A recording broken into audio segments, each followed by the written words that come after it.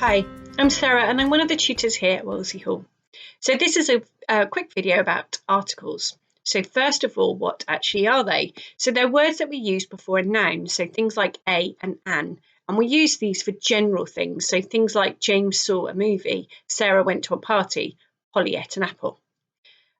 We use the for specific things, so James saw the movie, Sarah went to the party, Polly ate the apple. So when do you use a or an? So you use an before a word beginning with a vowel, so A, E, I, O, or U. So an accident, an insect, an umbrella.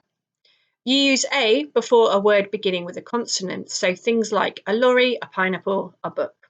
However, there are a few exceptions to learn, as we found out about most spellings in the English language.